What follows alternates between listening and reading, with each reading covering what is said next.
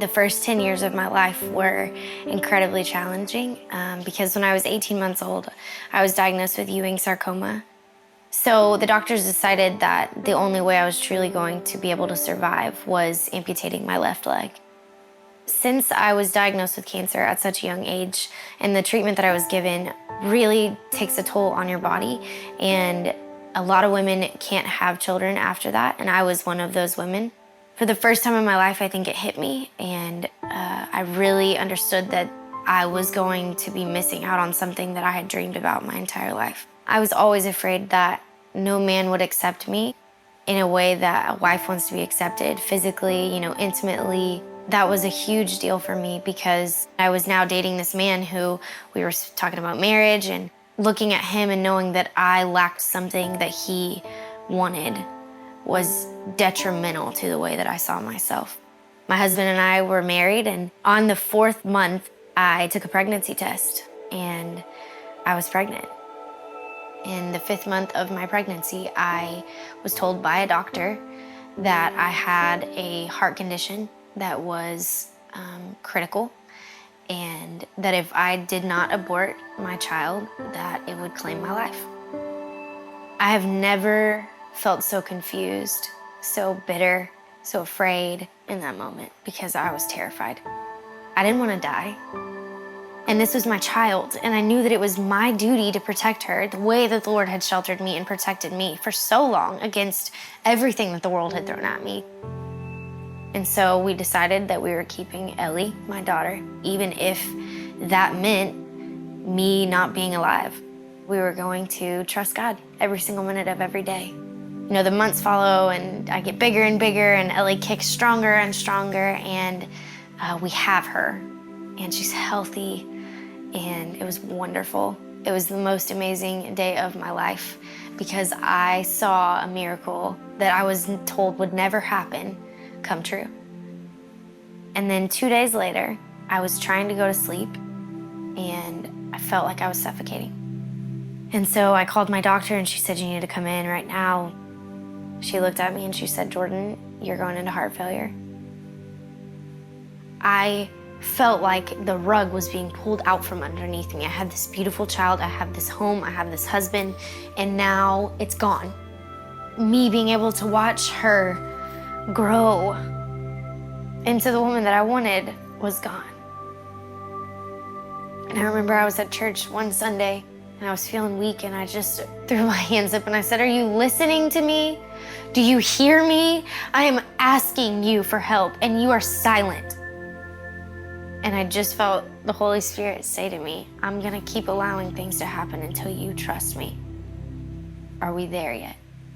And about 2 weeks ago, I was sitting on this couch, and I got a phone call from a doctor, and he said, "Jordan, your heart is healing, and we don't know why." And now I feel like I'm at that place in my life where I've seen too much of him to not trust him.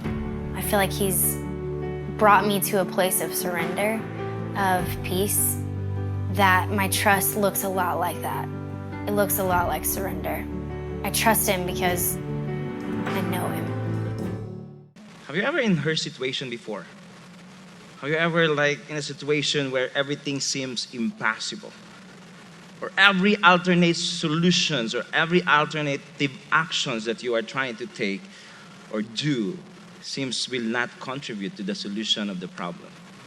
Anything you have in mind, still the problem seems hopeless and you find yourself helpless. There's a way out. Even seems things you are in the dead end, at the dead end.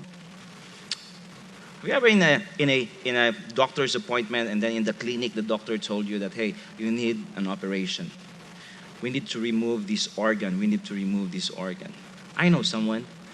One time, that person went, and then they need to remove the organ, and then the doctor just gave her 3 weeks to observe and all, and suddenly she was healed. And there's one person that he was diagnosed with cyst, and then it's cancerous, it's malignant, right? And then when after 2 weeks, he was hopeless, and I was like, oh, this is so tiring. And then after 2 weeks, the doctor again checked and it was benign. Have you ever in a situation where that person, the doctor, last December, I went to an apartment where they asked me to go. It's already almost midnight, and then we were sitting there, and then she said the doctor just gave me 2 weeks to live. What would you do in that situation? I can't help but pray with that person. I can't help but trust God. Or have you ever in a situation where you have financial problems and difficulties that resulted because of your financial decisions in the past? I had a friend before. He ventured into business and took a risk and gave everything into the business. He chartered the whole cargo ship to bring all the materials to the project. And then the storm came in. And the storm did not allow, the calamity did not allow the cargo ship to dock and to unload the materials. And it cost him millions of pesos, and he was like bankrupt. But God made a way to help that person, and he was able to set free, and now he's very successful man. I also have some friends who are who almost on the brink of committing suicide because of the financial problems that piled up in his life. Have you ever in that situation? Have you ever in a situation that you cannot handle, your back on the wall, and the situation is just too difficult or impossible to handle? Or have you been hurt before? Like in a relationship where someone said something or did something to you that you find the relationship is hopeless to be reconciled. It's just too much that you found your spouse cheating on you, your partner cheating on you, your partner is in addiction into something, computer, drugs, or alcohol, or gaming, or whatever. And you find that relationship is just hopeless to rebuild the trust. Or you yourself, you probably said something or did something that also make the relationship hopeless. When things are impossible to us, remember that everything is possible to God. Are you listening? Are you listening? Say amen. Good. First time ko yung ginawa. I did that first time. But what I'm trying to say to you folks is listen to this. People do tricks, but God does miracles. Nothing is impossible for Him. Doctors can do some tricks or scientific studies or lab testings or medical research to see if this medicine or this approach will help you heal or this approach will make you better. They can do tricks. We can also do tricks with our financial status. We can make some adjustment with our financial budgeting so that it will help us. We will lower our expenses. We would find a way to make our income increase so that we would get out from the financial conditions or the hardship of financial conditions that we're in. Or you can find some ways to mend a broken relationship. We can do some tricks. But for God, He doesn't need a tricks. He is a miracle worker. He can do everything. He can make the impossible possible. Your life, your experiences, your problems, and the situation you are in today is not a trick for Jesus. He knows what you're going through. And He cares for you. He doesn't need to do some tricks. He can heal that uncurable sickness. He can help you forgive that unforgivable sin or offenses. He can take away that hatred and bitterness and resentment that's in your heart. He can make the impossible possible. Nothing is impossible for Him. God does miracles. And this afternoon, we will take a look at the stories about where Jesus fed the 5,000s. a large crowd was following him along with his disciples and some other followers. And then he fed the people, the 5,000 people. You know the stories, right? You have heard this story, but have you really know the truth and the principles behind the story? Many people are skeptic about this story because they find Jesus as magician. No, he's not a magician. He's not a trick maker. He's a miracle worker. I can do some tricks. You want to see? I can make water into wine. You want? I forget my water, sweetie. Can you give me my water, please? This is my assistant, okay? This is water. Thank you, Kuya Ferdy. You brought me some water. Oh, what happened to this? I have a wine glass. And I can make water into wine. Look. Water. Wine.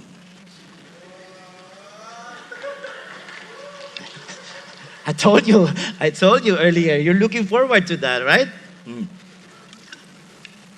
That's my water and to wine. Oh, you want to see more?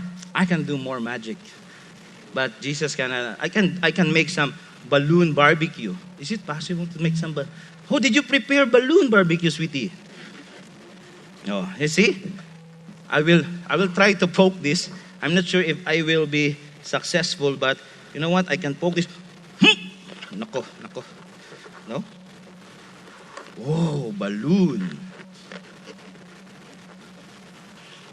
Barbecue. Let me try again. Makapuputok to it. Then we will have our barbecue. Remember, we will have our barbecue later. Later, next week. 28. Oh, next week. Anyway, this is my balloon barbecue. Right? Magic. But you know what? Jesus cannot do magic because he is a magician. No, he's a miracle worker. And I can even do, I don't know if I can make this float, but do you have some lighter things? I feel like I am auditioning to America's Got Talent now. Let me check this one if I can make this float, okay? See.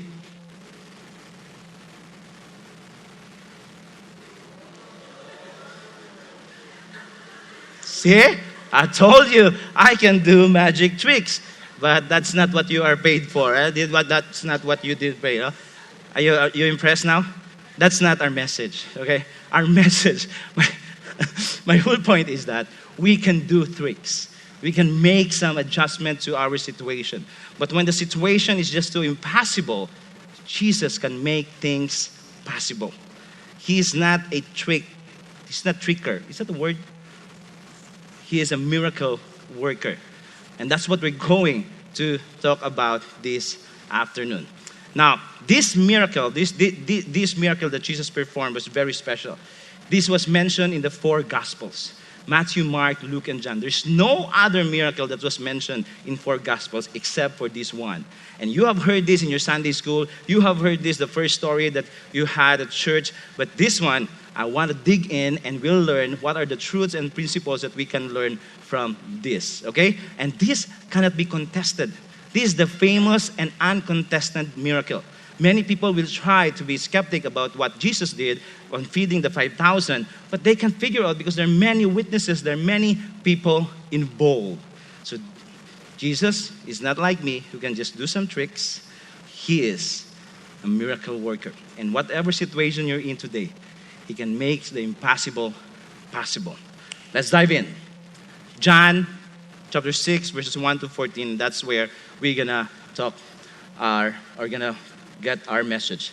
Verse 1, after these things, Jesus went away. So after these things, after making ministry here and there, healing the sick, raising the dead, making the lame walk, making the paralyzed become active again, and making the deaf hear, making the blind see, Jesus went away. And one of the reasons probably Jesus went away because he also just learned about what happened to John the Baptist. John the Baptist was beheaded. Were beheaded during the time, and Jesus learned about that. And he just probably wants to have some rest. He wants to have some prayer time. He wants to process what's going on. And he knows that the crowd has been following him all his life, the past weeks and the past days. And he needs a me time. And that's why Jesus went away from the crowd. And he went to the other side of the Sea of Galilee, or Tiberias. Tiberias is a new name of this because after few years after Jesus, they changed the name of Galilee into Tiberias. Now, they've seen in their own eyes that, number 2, verse 2, a large crowd followed him. A large people, like last week, there's a large people follow Jesus as he enters Jerusalem. Right? Remember that? And now another large crowd followed Jesus because they saw the miracles that he performed. What? For the sick people. They have seen from their own eyes how Jesus rose the dead, how he healed the sick, how he made the lame walk, and the overflowing miracles here and there that Jesus performed. So this crowd was like, oh, this person is really special. If you see something entertaining, if you see something unusual, you will follow the person, right? So that's what they're doing. A large crowd followed him, and they kept on following him. And then what happened? Verse 3, Jesus went up to the mountain. So this mountain is not like the mountain that you're, not Mount Everest, not a big mountain. It's just a hill. It's like if you are in the Walter Dale Bridge, there's a hill there, right?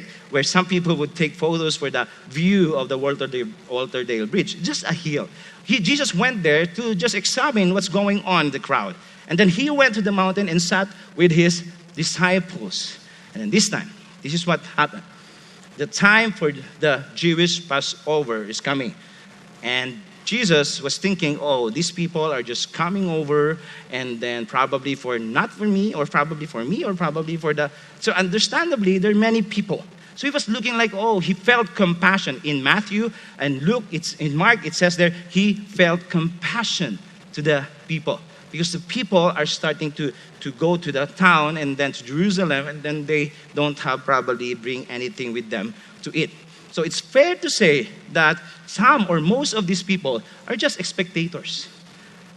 They're just curious spectators. Who this Jesus is? I heard he healed the sick. Oh yeah, I heard he also make Lazarus come to live. And he also make the deaf hear, the blind see. So he's a miracle. Actually, he is the potential Savior, Yeshua, the King that will save Israel from the Roman Empire. So that's what these people, the crowd, has been doing. And aside from that, oh, I'm actually going to Jerusalem, and I think I just want to drop by to see Jesus or what he can do. Then what happened? Jesus, he went to the mountain, felt compassion with the people, and then verse 5, he talked with his disciples. Verse 5, Jesus saw a large crowd coming to him. Oh, they're following me. He felt compassion, and then this is what happened. He gathers his disciples, and then he said to Philip, hey, Philip, one of his disciples, he said, Philip, where can we buy bread for these people to eat? And, you're not looking like 20 people, 30 people, 50 people, 100 people, and large crowd. And it was mentioned there are 5,000 men. And there's 5,000 men, and then there's women. Right? If there's men and women, there are children. So you're probably feeding about at least 15,000 people. And then Jesus was asking Philip, hey, Philip, where can we buy bread for these people? If you were Philip, how would you answer Jesus? Wait, Jesus. Bread for 15,000 people? Are you kidding me? This is impossible. And it's getting late that night. And Philip, with his finite mind, he would probably say, what are you talking about, Jesus? We can't, even if we can find a convenience store or 7-Eleven or bakery there, they cannot produce that much to feed these people. There's no way we can feed these people. In fact, in Matthew, Mark, and Luke, the disciples told Jesus, you have to send them away. We can't feed them. But Jesus asked Philip. So probably they have a huddle, okay? That's the setting. Jesus went to the mountain, felt compassion to the people, followed him, probably going to the Passover or trying to be a curious spectators, and then he asked his disciple Philip, where can we buy bread? Where can we buy bread? Now, look what happened. Verse 6. Jesus asked this question.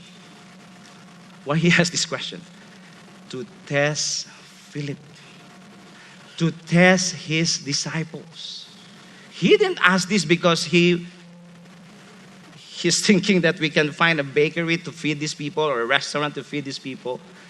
He didn't ask him because there's a way for us to feed these thousands of people. He was asking to test Philip. Why?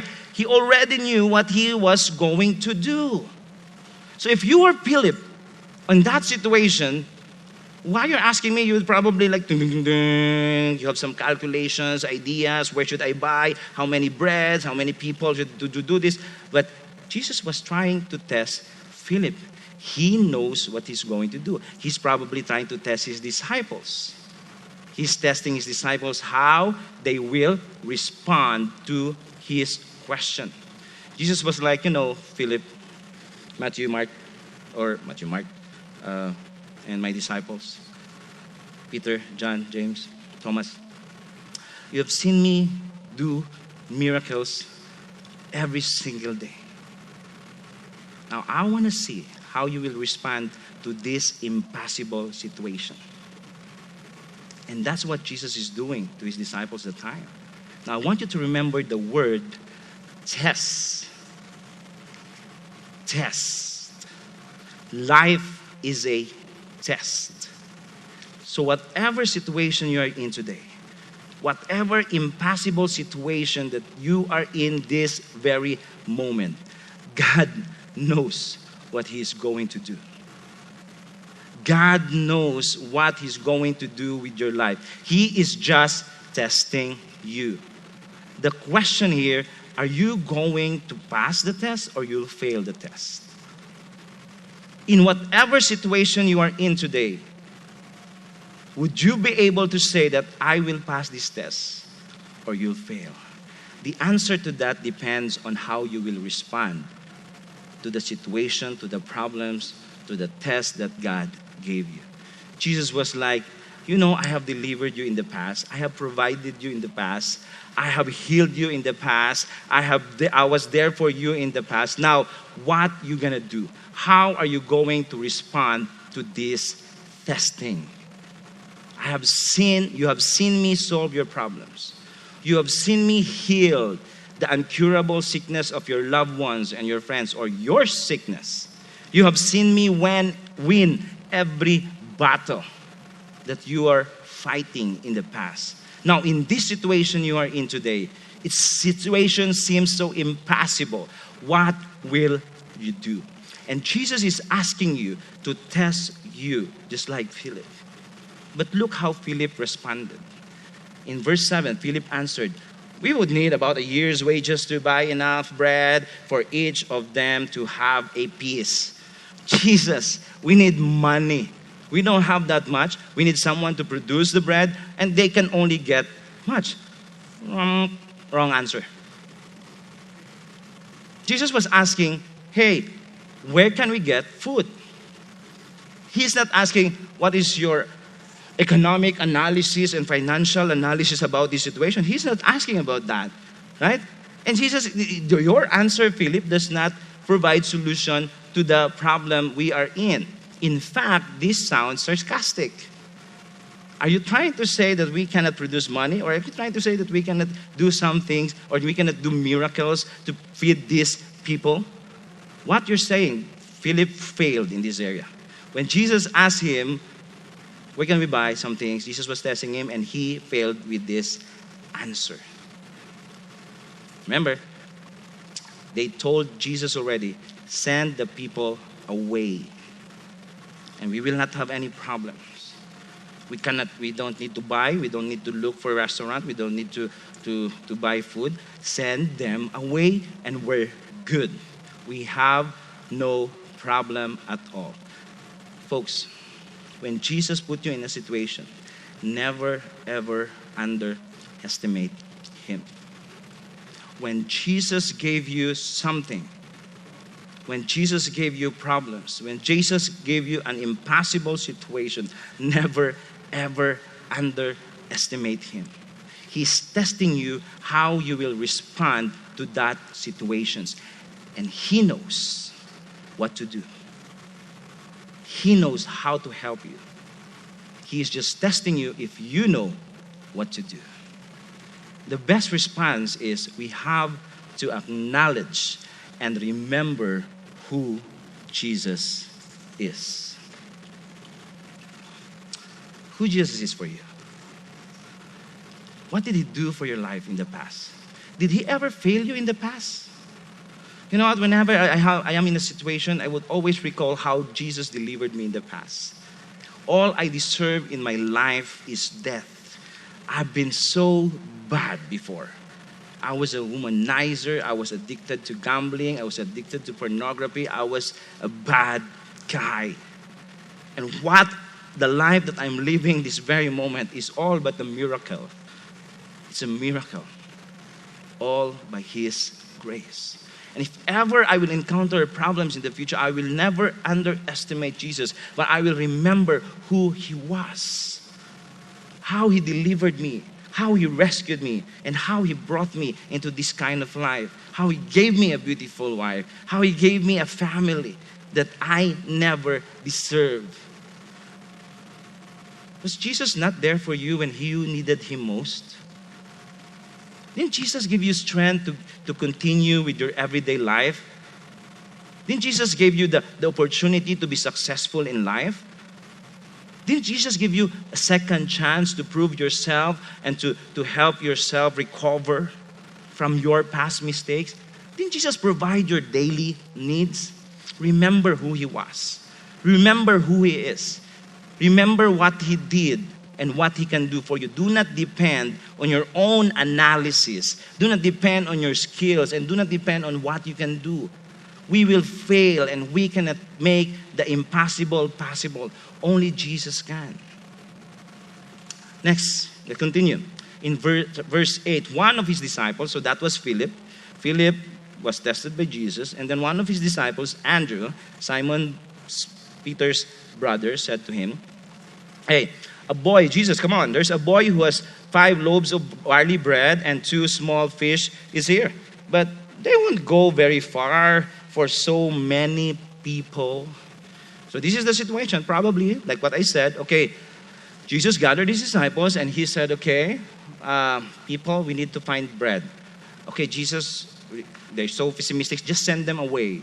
Okay, we will not have a problem. So what Jesus did, okay, what we're gonna do, can you go around, survey the venue, survey every person. Let's see what's food, how many food are available, and how we can share that food, or if there is available. Just go around and just to examine the crowd, and they have enough or they have something to share with us. The disciples went out and then probably examined every person. 5,000 people. There are probably about 5,000 families. So 15,000 people. So the disciples went there and then huddled up again. And then Andrew, the spokesperson, went to Jesus. "Hey, Jesus, we found something. This is what we found. This is very interesting, Lord. 5 loaves of bread and 2 fish." Go. The disciples utilized their options. The disciples utilized the solutions to the current situation, the impossible situation. And then they're still pessimistic. "But Lord, yeah, we found something. But this won't go very far for so many people. Yes, we found 5 bread and 2 fish. But come on, just send them away, Jesus. We will not have a problem. We can do something for ourselves. We can just walk around, and we're just less than 20 of us. But come on, send them away." Yes, they utilized their solutions, their options and solutions to their problem. And we too must also do the same. We should also utilize your options, our options. Now, in a situation where we are in an impossible situation, we should do our part. For if you are in a situation where you need to take medicines, maintenance religiously, we should do our part. We have to take care of our body. We have to have an annual checkup. We have to exercise, eat right, sleep right, relax. We have to do our part. In the area of financial, you have to do everything necessary. Some of us probably need to liquidate some asset, or some of us we need to downgrade so that we can pay our debts or our bills or get out of this hardship or hard financial situation. In a relationship, some of us probably need to forgive and let go of that bitterness and unforgiveness spirit in us. We have to do our part. We have to utilize our options. Don't be pessimistic like them. Yes, they utilize their options, but they become pessimistic. Stay positive. Do your part. Do not make any excuses. Right? Let's continue the story. Now, Jesus said, have the people sit down. Have the people sit down. But Jesus, come on, 5 loaves of bread, 2 fish. Have the people sit down. In other Gospels, group them into 50s or 100s and then make some pathway for us to coincide. Have the people sit down. Oh, come on, Jesus. No, listen. The people had plenty of grass to sit. Let's have some picnic. Let's enjoy the weather. It's going to be winter next month, right? There were about 5,000 men in the crowd, plus women, and then plus kids. So probably they are now in the panic mode. The disciples gathered, dispersed, surveyed the venue, came back to Jesus. This is what we found. Come on, send them away. And Jesus went, relax.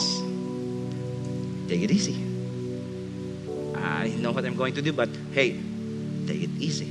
And Jesus instructed his disciples, okay, group them. Let's have a picnic. When you are in impossible situations, Jesus is telling you to settle down. Relax. Oh, Jeff, you can say that because you are not in my situation. I know. I can say that. I know I can feel how you feel. I know I'm not in your shoes. But Jesus knows. Jesus is just testing you. And Jesus is telling you to relax. Take it easy. What we worry the most. I wrote this in my office at home. Because I have the tendency like you to just be worried. What we worry the most reveals what we trust God the least. And in the area of relationships, Lord, trust your relationship to me. In the area of finances, entrust your finances to me. Lord, I have a health problem. Relax. Calm down. God, I need money. Don't worry. I know. I'm testing you how you will respond to that. Lord, I have this broken relation. Chill out, bro. Chill. Everything will be okay. Jesus asking them, come on, Peter, stop it. Thomas, come on. Tell the people to relax. And Jesus is telling you this very moment, whatever you're going through today, I know it's not easy, but Jesus is saying, take it slow. I know what to do. When things are out of control, Jesus is still in control. Jesus still on the throne.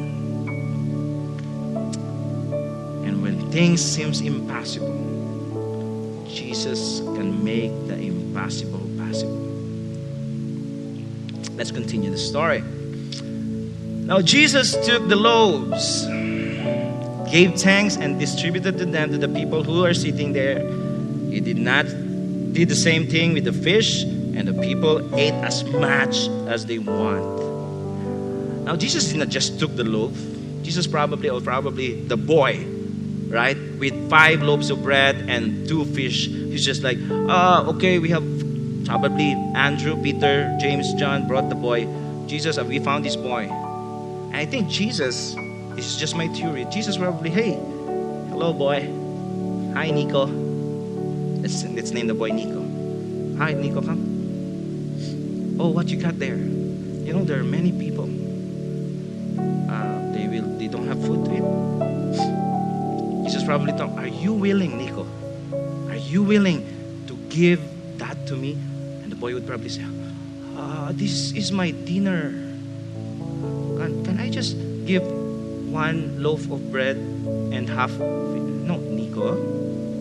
Can you give everything to me? Jesus, my family will be starving. Can you give it to me? Would you give your everything to Jesus? And the boy would probably say, this is what we got. We're going to starve to death in the next days to Passover festival if I'll give this to you. Imagine if the boy did not give the food to Jesus. It's a different story, right? Jesus would not be able to feed thousands of people. But the point that I'm saying is, the boy surrendered everything to Jesus. And what does this tell us? This tells us that trust God with your everything. For Jesus to do a miracle in your life, you have to give your everything to Him without reservations. Not 89%, not 99%, your everything. Commit your life to Jesus. Abandon your sinful nature. Surrender your illegal practices and make everything committed to Jesus. Surrender. Lord, this is all I got. I'm giving this to you. I don't know what will happen. I don't have dinner later. But Lord, I want to give this to you. And the problem with many of us, we bribe God. Lord, if I'll give this to you, make sure you give this to me. Lord, I will give this to you if you will do this to me. I will do this to you if you will do this to me. Lord, do this, bring this to me first, give this to me first, and I will do what you're asking me to do. That's not how it works. Give your everything to God. And as Jesus took the bread, He also gave thanks. He also gave everything to His Father. He modeled surrender. And Lord, Father, this is what we got. And then they distributed the food. And this is where the miracle is about to happen. People became full. People ate as much as they wanted. Second round. Oh, still hungry. Third round. Fourth round. And there's still fish there. Okay, yeah, go. Fish. Can I take home? Okay, take home as much as you wanted. Yeah. Do you have a paper bag there? No, there's no paper bag. Okay? Or a container. We will go to the last 3 verses. Verse 12, it says here, when the people were full, when all of them are full, filled, busog, lusog, Jesus told His disciples, hey, gather the leftovers so that nothing will be wasted. So the disciples gathered the leftover pieces of bread and filled 12 baskets. What is this thing telling us? There's no plastic bag. There's no paper environmental bag. There's no container. They only have basket. Basket that they would carry to their shoulders or head or back. And look how many baskets were filled. 12. Very specific for 12 disciples. And this is what I wanted to tell you. When Jesus put you in a situation seems impossible, He's testing you. He knows what to do. He will not only make the impossible possible, but He will secure your future. He will secure your future. The last verse, it says here, when the people saw the miracle Jesus performed, they said, this man is certainly the prophet who is to come into the world. In other words, I'm not mistaken. I follow Jesus. My decision is right. He is the one who he claims to be. He is the miracle worker. He makes the impossible possible. He is the Savior of Israel. I know I made the right decision. He's the Son of God. He is God Himself. For there is no other people who can do this but Jesus. And as they following Jesus, they have experienced miracles after miracles after miracles. And we too, as followers of Jesus, keep following Him, and we will experience miracles in our life. But remember, life is a test. I always remind myself with this. Whenever I'm in a situation that I can't handle, seems impossible for me to solve, Lord, this is another test. I know. I would ask myself, do I want to pass or fail? If we fail, we will repeat the same test. Right? If you're in third year, you cannot proceed to fourth year if you fail the test. And life is a test, folks. Whatever we're going through, I want to pass the test. Because next year, I will go through the same test.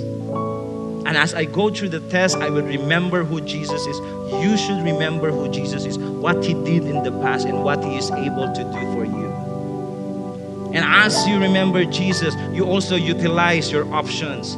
You find alternative solutions. You do your part. We should not make excuses. In whatever area of life, we should do our part because we are confident that Jesus will do His part. And then when it seems so impossible after you utilize, Jesus wants us to relax. Relax, chill out. Surrender everything to Him. Trust Him with your everything. And in that way, you will experience miracles. Are you listening? Last week, right after I finished my message,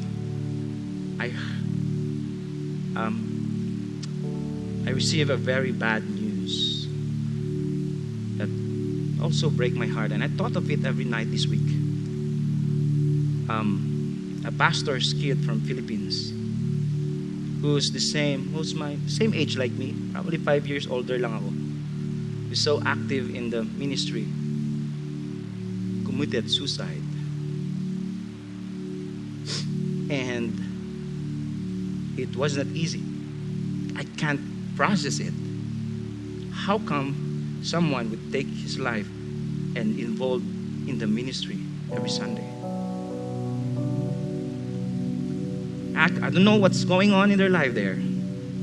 I would say there's a mental health problem that person is going through.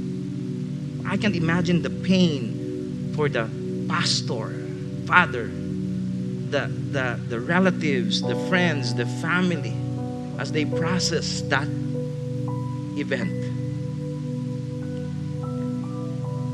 I don't know. What I'm saying is, you guys today, whatever health problem you have, whatever financial problem you have, whatever relationship problem you have, God will never give up on you.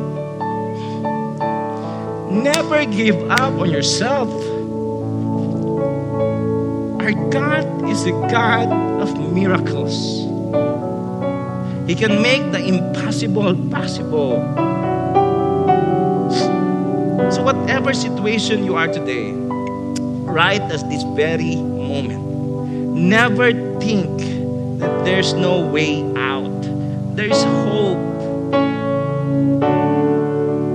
Jesus will be there for you. Jesus will be there every step of the way. Jesus will help you overcome all your problems. Jesus will fight for you. So don't ever give up in life, because Jesus will never give up on you.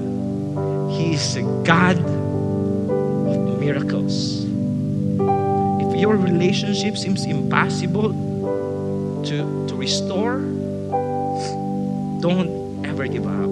If you are hopeless for your husband or your wife, don't ever give up. If you have financial problems and it seems that you can get out of that financial trouble, don't ever give up. If you're hopeless because you have incurable sickness or diseases, don't ever give up. Again, Jesus will never give up on you. He is a God